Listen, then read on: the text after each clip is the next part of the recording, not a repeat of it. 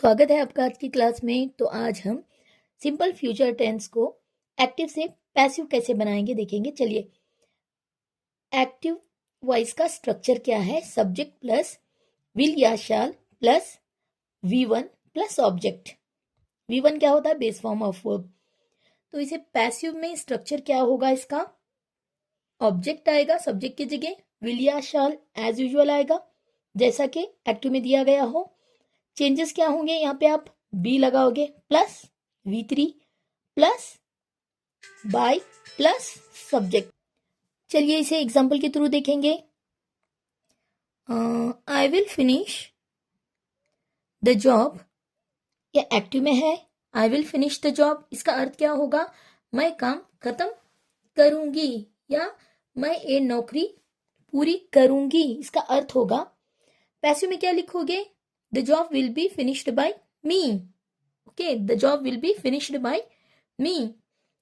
काम मेरे द्वारा या नौकरी मेरे द्वारा पूरी किया जाएगी, हाँ की जाएगी, तो इसका अर्थ होगा।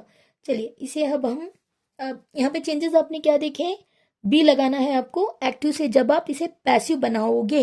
याद रखिए बी लगाना है एक्टिव से जब आप पैसिव बनाओगे। और फिनिश का V1 का यहाँ पे क्या बनेगा? V3 बनेगा, याद रखिए। चलिए अब देखते हैं question number 1। She will dash play the piano.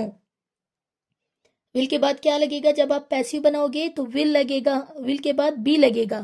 कहाँ लगाया गया है बी? देखिए कहाँ पे है be. Will be option number C में, डी में नहीं दिया गया है, सी में भी नहीं है, ए में भी नहीं है। Option number B is the right answer.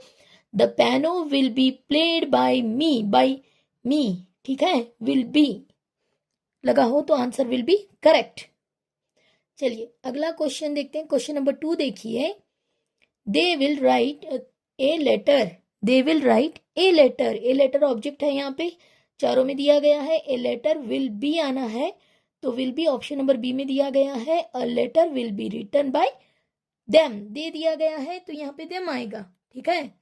चलिए अगला देखते हैं। अगला क्वेश्चन नंबर 3 देखिए, नंबर 3 देखिए। I will clean the room, I will clean the room, will be clean, clean V3 आएगा।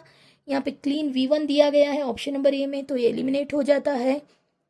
Option number C will be नहीं है, ऑप्शन नंबर डी में तो इज दिया गया है तो ये भी एलिमिनेट हो जाएगा। तो बचा option number B, will be cleaned. B के साथ यहाँ पे क्या दिया गया है? Will be cleaned V3। तो यहाँ पे राइट आंसर क्या होगा? राइट आंसर क्या होगा यहाँ पे? Will be cleaned. Option number B is the right answer. चलिए अगला क्वेश्चन देखते हैं। We will finish the work, we will finish the work, इसका क्या बनेगा? यहाँ पे we will finish the work का विल बी आना है एंड फिनिश का फिनिश्ड V3 आना है। कहाँ पे दिया गया है ये आपको अब अच्छे से आना है। 1 2 3 ऑप्शन करने के बाद आपको यहाँ पे आंसर तक पहुंचना सीखना है। विल बी फिनिश्ड आना है, बी लगना है और V3 आना है, तो option number B is the right answer. चलिए अगला क्वेश्चन देखते हैं। Question number 5। He will answer the question, he will answer the question, तो इसका आंसर क्या बनेगा? ही विल के बाद क्या आएगा? बी लगेगा, आंसर का आंसर्ड बनेगा, ठीक है। ईडी लगना है, V3 होगा आंसर का। आंसर का will be option number C में सही दिया गया है, नहीं। ऑप्शन नंबर बी में कौन सा वाला सही है? ऑप्शन नंबर डी में इज दिया गया है तो ये भी एलिमिनेट हो जाएगा, ठीक है। ऑप्शन नंबर ए में विल आंसर विल बी नहीं है तो ये भी एलिमिनेट हो जाएगा, सी भी एलिमिनेट हो जाएगा। यहाँ पे V3 नहीं है सी में, तो option number B is the right answer, will be. Okay, the question will be answered by him, he का हिम बनेगा। I hope you understood. Video अच्छा लगे तो चैनल को लाइक कीजिए, अपने दोस्तों में शेयर कीजिए और अब तक सब्सक्राइब नहीं किया है तो कर लीजिए, जिससे कि जो भी लेटेस्ट वीडियोस हैं आपको इजीली अवेलेबल हो सकें। चलिए मिलते हैं अगली वीडियो में and thank you for watching.